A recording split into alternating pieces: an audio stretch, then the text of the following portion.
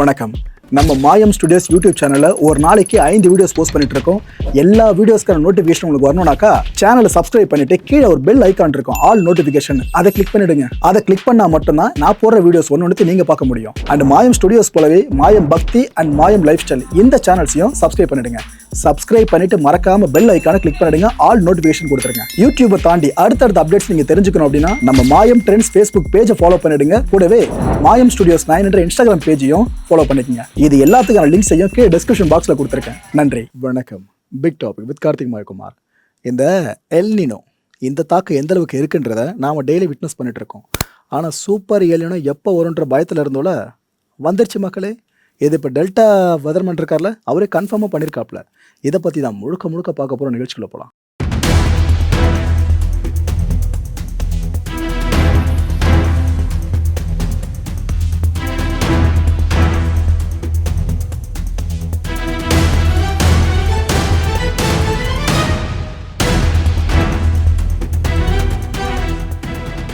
வெயில் அடித்தா மண்டையை புழகிறது, இல்லைனா மழை பெஞ்சா பேய் மழை அடித்து வெளுத்து வாங்கிறது.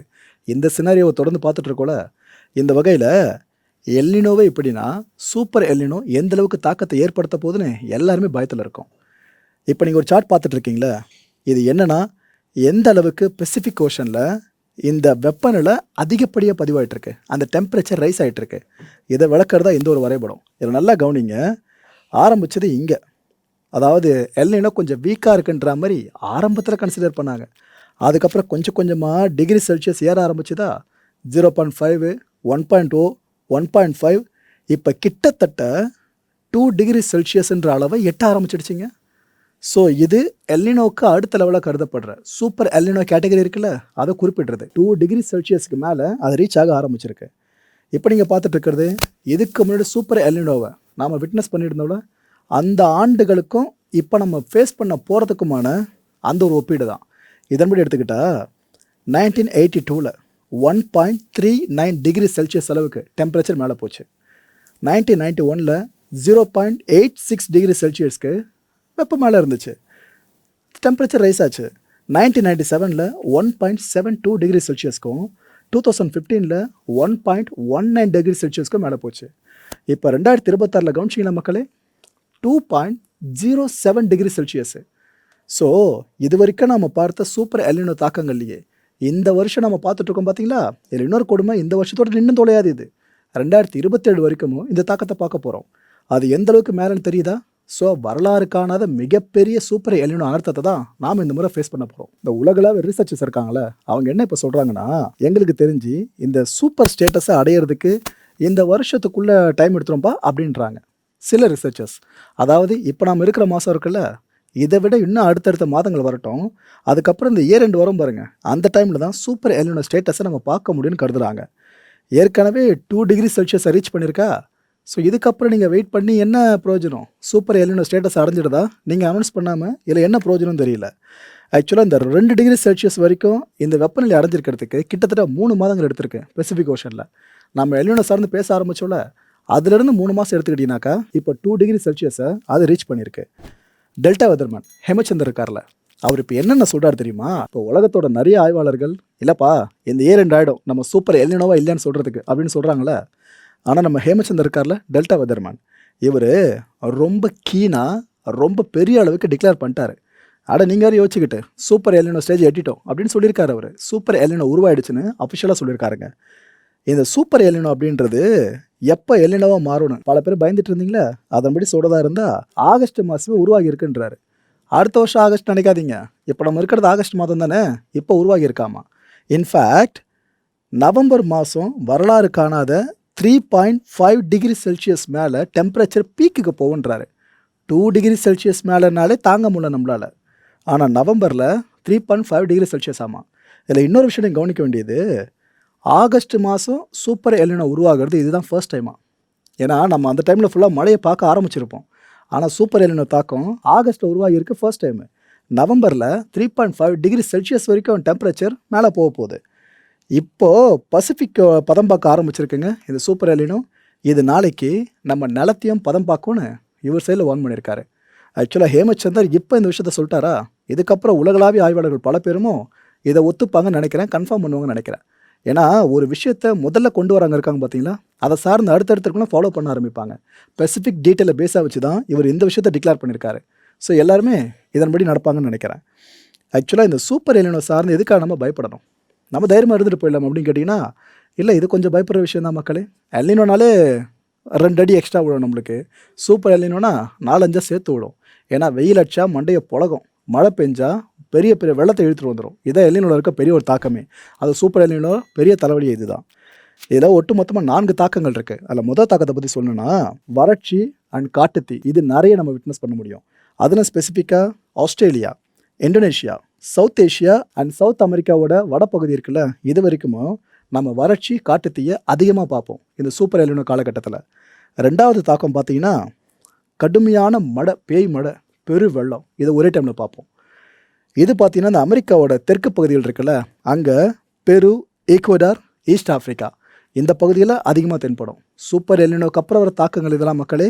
சூப்பர் எலினோ இப்போ வந்தாச்சா, இதுக்கப்புறம் வரக்கூடிய தாக்கங்கள் இதெல்லாம். 3வது குளோபல் டெம்பரேச்சர்ஸ் இருக்குல்ல, அது முடிஞ்ச அளவுக்கு பெருசாக ரைஸ் ஆகும். ஆக்சுவலாக இந்த ஹீட் இருக்குது பார்த்தீங்கன்னா, ஓஷனில் இருக்க ஹீட்டு இது அப்படியே அட்மாஸ்ஃபியருக்கு ட்ரான்ஸ்ஃபர் ஆகும். இப்படி ட்ரான்ஸ்ஃபரிங் நடக்கிறப்ப டெம்பரேச்சர் அது ஒரு த்ரெஷ்ஹோல்டை தாண்டி தான் ரீச் பண்ணோம். இட் மீன்ஸ் கிட்டத்தட்ட 2 டிகிரி செல்சியஸ் மேலே லாங் டேர்ம் ஆவரேஜஸாக சொல்கிறாங்க. அதாவது கடல் மேற்பகுதியில் இருக்க ஓஷியனோட பசிபிக் ஓஷனோட மேற்பகுதியில் இருக்க டெம்பரேச்சர் அட்மாஸ்பியருக்கு போயிட்டு அங்கேருந்து திரும்ப கிட்டத்தட்ட கண்ணாடி மாதிரி தான், மிரர் எஃபெக்ட் மாதிரி தான். இங்கே நம்ம மேலே திரும்ப விழ ஆரம்பிக்கிற டெம்பரேச்சர் அது ரைஸ் ஆகிற விதத்தை தான் இங்கே இப்படி சொல்கிறாங்க. ஸோ இப்போ இருக்கிற வெப்பமே இல்லை, இதுக்கப்புறம் இன்னும் அதிகமாக போகுதுன்றது தான் இந்த சூப்பர் எலினோட பெரிய தலைவலியை. ஏற்கனவே யூரோப்பெல்லாம் அவ்வளோ பேர் செத்து மடிஞ்சிக்கிட்டு இருக்காங்க. ஜெர்மனி நிலமெல்லாம் பரிதாபம், அங்கே இருக்க மக்களால் சூட்டை தாங்கவே முடியல. இது இன்னும் அதிகரிக்குன்னு சொன்னால் அவங்க ஆன்மா கூட சாந்தி அடையாதுங்க. அப்படி விஷயமாக தான் போயிட்டுருக்கு. இதில் 4வது தாக்கம் விண்ட் சேஞ்சஸ். அதாவது இந்த ட்ரேட் விண்ட்ஸ் இருக்குல்ல, அது ஒன்று வீக்கன் ஆகிடும், அப்படி இல்லைன்னா ரிவர்ஸ் டைரக்ஷனில் அது அடிக்க ஆரம்பிக்கும். இந்த வார்ம் வாட்டர் இருக்குல்ல, இதுக்கான ஆரிஜினுக்கு ஒரு பெரிய பாயிண்ட்டு, ட்ரிகரிங் பாயிண்ட்டு தான் இந்த ட்ரேட் விண்டு மாறுறது தான். இந்த வார்ம் வாட்டர் இருக்குல்ல, இது என்ன தெரியுமா பண்ணும், இந்த சதர்ன் அமெரிக்காவோட கோஸ்டல் பகுதி இருக்குல்ல, அங்கே நியூட்ரன் ரிச் அப்பலிங் ப்ராசஸை பிளாக் பண்ணி விட்டுரும். ஸோ இதனால் கடலே கிட்டத்தட்ட தகன்னு கொதிக்கிற மாதிரி தாங்க இருக்கும். அப்போ ஏற்பட்ட சுச்சுவேஷனை இந்த விண்ட் சேஞ்சஸ் நமக்கு இங்கே கிரியேட் பண்ணி விட்டுரும். ஏற்கனவே தலைவலிகள் பெருசு, இல்லை இது இன்னும் தலைவலியை பெருசாக மாற்றி விட்டுரும். ஆக்சுவலாக இப்போ ரிசர்ச்சர்ஸ் என்ன சொல்கிறாங்கன்னா, இந்த சூப்பர் எலினோ தாக்கம் இருக்குல்ல, இது கடந்த 500 வருஷங்களில் மனுஷகுலம் பார்க்காத ஒரு பெரிய தாக்கத்தை ஏற்படுத்துன்றாங்க. ஏன்னா ஏற்கனவே லிஸ்ட்டு காமிச்சேன் பாருங்கள், அந்தந்த சூப்பர் எலினோ காலகட்டத்தில் எந்த அளவுக்கு டெம்பரேச்சர் மேலே போயிருக்குன்னு. இப்போவே 2 டிகிரி செல்சியஸ் கிராஸ் பண்ணிட்டு இருக்கு. இதுக்கப்புறம் அடுத்தடுத்து போக போக 3.5 டிகிரி செல்சியஸ்லாம் ஹிட் பண்ணிடுச்சுன்னா கண்டிப்பாக அது ஹிஸ்டாரிக்கு தான். 500 வருஷம் இல்லாத பெரிய தாக்கத்தை நம்ம ஃபேஸ் பண்ணுவோன்றாங்க. இந்த ஒட்டுமொத்த உலகமும் இப்போ ஷாக்கில் தான் இருக்குது. இன்ஃபேக்ட் எல்லாரும் கணிச்சதான் முதல்லையே, இந்த வருஷன்றது எல்லினோ வருஷம் மட்டும் இல்லை, சூப்பர் எல்லினோ வருஷமாக இருக்க வாய்ப்பு இருக்குன்னு. இப்போ இந்த விஷயம் கிட்டத்தட்ட கன்ஃபார்ம் ஆகிடுச்சா, டெல்டா வெதர்மான் சொல்கிற அந்த ரிப்போர்ட்ஸ் படி பார்த்தீங்கன்னாக்கா. ஸோ உலகம் இப்போ இந்த விஷயம் ஒன்றுனா தெரிய வர கொஞ்சம் பதட்டம் தான் ஆகும். குறிப்பிட்டு சொல்லணும்னா ஆசிய நாடுகள் இருக்குல்ல, அதுக்கு தான் ஆபத்து அதிகம். ஏன்னா இதுக்கு முன்னாடி சூப்பர் எலினோ காலகட்டத்திலலாம் தென்னிந்தியாவில் அதிகமாக பாதிக்கப்பட்டோம். நம்ம சவுத் இந்தியாவில் அவ்வளோ பேர் கொத்த உயிரிழந்தாங்க. வறட்சி பீக்கில் இருந்துச்சு. அப்போ ஏற்பட்ட நிலைமை மட்டும் திரும்ப வந்துச்சுன்னா ரொம்ப துயரம் மக்களே.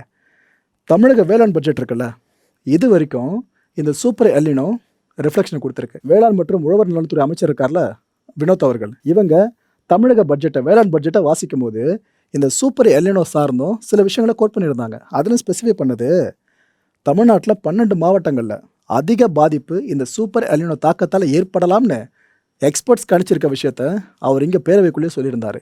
இந்த அளவுக்கு எங்கே பசிபிக் ஓஷன் நடக்கிற மாட்டோம் நினச்சிட்டு இருப்பீங்க, அதை அங்கே இங்கே சுற்றி நம்ம வரைக்கும் தாக்கத்தை ஏற்படுத்தும். ஏற்கனவே விவசாயிகள் காவிரி நீர் சார்ந்து அவ்வளோ பிரச்சனை ஃபேஸ் பண்ணுறாங்க. இது 10,000 அந்த சூப்பர் எலினோ தாக்கமாக வந்துருச்சுன்னா, வறட்சி அதிகரிச்சதுன்னா குடும்ப மக்களே. அவர் பேரவையில் பேசின விஷயம் நீங்களே கேளுங்களேன். விவசாயிகளை வாழ வைப்பது மழை தரும் வானம்தான் என்றாலும் சில நேரங்களில் அவர்களை வருத்துவதும் வானமாக தான் உள்ளது. இந்த ஆண்டு ஏற்பட்டுள்ள சூப்பர் எல்னினோ நிகழ்வினால் நாடு முழுவதும் குறிப்பாக குறுவைப்புறத்தில் பெரும் தாக்கம் ஏற்படும் என்று எதிர்பார்க்கப்படுகிறது. இதில் தமிழ்நாட்டில் 12 மாவட்டங்களில் அதிக தாக்கம் ஏற்படும் என்றும் கணிக்கப்பட்டுள்ளது. எனவே தமிழ்நாடு வேளாண்மை பல்கலைக்கழகத்தால் அனைத்து மாவட்டங்களுக்கும் தயாரிக்கப்பட்டுள்ள மாவட்ட வேளாண்மை இடை ஏற்பாட்டு திட்டம் டிஸ்ட்ரிக்ட் அக்ரிகல்ச்சர் பிளான் மாவட்ட ஆட்சியர்களுக்கு அனுப்பப்பட்டு அவற்றில் குறிப்பிடப்பட்டுள்ள நடவடிக்கைகளை ஒருங்கிணைந்த முறையில் செயல்படுத்த அனைத்து ஏற்பாடுகளும் தீவிரப்படுத்தப்பட்டுள்ளன. செயற்கையாக நாம் இயற்கையை காலி பண்ண ஆரம்பித்தோம். உலக வெப்பமயமாதலுக்கு நம்மள தானே பிரதான காரணம், மேன்மேடு தானே டிசாஸ்டரு. ஸோ இப்போ இந்த இயற்கை உலக பொருளாதாரத்தை சீரழிக்க ஆரம்பிச்சிருக்கு. ஏன்னா இந்த சூப்பர் எல்னினோ தாக்கம் பெருசாச்சுனாக்கா மான்சூன் எல்லாம் பலவீனமாயிடும். அதாவது குறிப்பிட்ட பருவமழைகள் பெய்ய வேண்டியது பொய்த்து போயிடும். இது ஒன்று. இது பார்த்தோன்னா வெயிலும் பிறந்துச்சுன்னா வறட்சியை பார்க்க வேற என்னத்தை பார்ப்போம். சில ஆண்டுகளுக்கு முன்னாடி ஞாபகம் இருக்கா, சென்னையில் தண்ணி கிடைக்காம அங்கன்னு குடத்தை தேடி சுற்றிக்கிட்டு இருந்தோம். இதைத்தான் கத்தி படத்தில் காட்சியெல்லாம் கூட வச்சுருப்பாங்க பாருங்கள் சில விஷயங்கள். அதை திரும்ப நம்ம பார்த்தாலும் ஆச்சரியப்படுறதுக்கில்ல. இந்த சூப்பர் எல்னினோ கிட்டத்தட்ட அது வரைக்கும் கொண்டு போகிறது விடுறதுக்கும் வாய்ப்புகள் இருக்குது. நான் சொன்ன அந்த தண்ணி விஷயன்றது ஒரு எக்ஸாம்பிள் தான். இது மாதிரி நிறைய நெகட்டிவான தாக்கங்களை நம்ம ஃபேஸ் பண்ண வாய்ப்புகள் இருக்குது. இதெல்லாம் எக்ஸ்ட்ரீமாக மாதிரி எங்கே போய் நிற்குங்க? ஒரு நாட்டோட பொருளாதார வளர்ச்சி இருக்குல்ல, அதில் போய் நிற்கும். ஏன்னா அந்தந்த பருவம் சார்ந்து அந்த விஷயம் நடந்துச்சுனாக்கா அந்த செக்மெண்ட்ஸ் எல்லாம் மேலே வரும், அந்த நாட்டோட பொருளாதாரமே மேலே வரும். ஆனால் அதெல்லாம் பெருசாக பலவீனம் அடைய ஆரம்பித்தா எங்கே இந்த பொருளாதாரம் பற்றி நம்ம பாசிட்டிவாக நினைக்கிறது? மக்களை இந்த கான்டென்ட்டை பொறுத்தவரை நாமெல்லாம் சிந்திக்க வேண்டிய ஒரே ஒரு விஷயம், நவம்பர் மாதம் வெயில் தானே அடிக்க போகுது இந்த ஒரு ரிப்போர்ட்டை படி பார்த்தீங்கன்னா. அப்படின்னு நினச்சிடாதீங்க. அப்படி அடிக்கிற வெயில் மண்டையை புழகிற வெயிலாக இருக்கும் ஒன்று. ரெண்டாவது, எல்னினோ தாக்கம் அப்படின்னா ஏதோ வெயில் மட்டும்தான் அடிக்கணும்னு நினைக்கிறாங்க பல பேரும். நான் திரும்ப சொல்கிற விஷயம், அடித்தா வெயில் மண்டையை புழக்கும், பெஞ்சா மழை பெய் மழையாக இருக்கும். வித்தியாசம் புரியுதா? வெதர் ரொம்ப இன்டென்ஸாக நடக்கும். ஸோ நவம்பரில் வெயில் தானே வரப்போது பார்த்துக்கலான்ட்டு ஈஸியாக நினச்சிடாதீங்க. அதே டைமில் பெருவெள்ளம் வந்தாலும் ஆச்சரியப்படுறதுக்கில்லை. இப்பயே பார்க்குறோமே, பகலில் ஃபுல்லாக மண்டையை புழகிற மாதிரி வெயில் அடிக்கிறது, சாயங்காலம் ஆச்சுனாக்கா மழை கொட்டி தீக்கிறது. இதே போல் விஷயம் இன்னும் இன்டென்ஸாக நவம்பர் மாதம் நடந்தால் என்னங்க பண்ணுறது? எல்லாத்துக்கும் உஷாராகவே இருப்போம். தமிழக அரசு உஷாராக இருப்பாங்கன்னு நம்புகிறேன். அடுத்த நிகழ்ச்சி சந்திக்கலாம். நன்றி, வணக்கம். நம்ம மாயம் ஸ்டுடியோஸ் யூடியூப் சேனலில் ஒரு நாளைக்கு 5 வீடியோஸ் போஸ்ட் பண்ணிட்டு இருக்கோம். எல்லா வீடியோஸ்க்கான நோட்டிஃபிகேஷன் உங்களுக்கு வரணும்னாக்கா சேனலை சப்ஸ்கிரைப் பண்ணிட்டு கீழே ஒரு பெல் ஐக்கான் இருக்கும், ஆல் நோட்டிஃபிகேஷன். அதை கிளிக் பண்ணிடுங்க. அதை கிளிக் பண்ணால் மட்டும்தான் நான் போடுற வீடியோஸ் ஒன்று நீங்கள் பார்க்க முடியும். அண்ட் மாயம் ஸ்டுடியோஸ் போலவே மாயம் பக்தி அண்ட் மாயம் லைஃப் ஸ்டைல் இந்த சேனல்ஸையும் சப்ஸ்கிரைப் பண்ணிடுங்க. சப்ஸ்கிரைப் பண்ணிட்டு மறக்காம பெல் ஐக்கானை கிளிக் பண்ணிடுங்க, ஆல் நோட்டிஃபிகேஷன் கொடுத்துருங்க. யூடியூபை தாண்டி அடுத்தடுத்த அப்டேட்ஸ் நீங்க தெரிஞ்சுக்கணும் அப்படின்னா நம்ம மாயம் ட்ரெண்ட்ஸ் ஃபேஸ்புக் பேஜை ஃபாலோ பண்ணிடுங்க. கூடவே மாயம் ஸ்டுடியோஸ் 9 என்ற இன்ஸ்டாகிராம் பேஜையும் ஃபாலோ பண்ணிக்கங்க. இது எல்லாத்துக்கான லிங்க்ஸையும் கீழே டிஸ்கிரிப்ஷன் பாக்ஸ்ல கொடுத்துருக்கேன். நன்றி.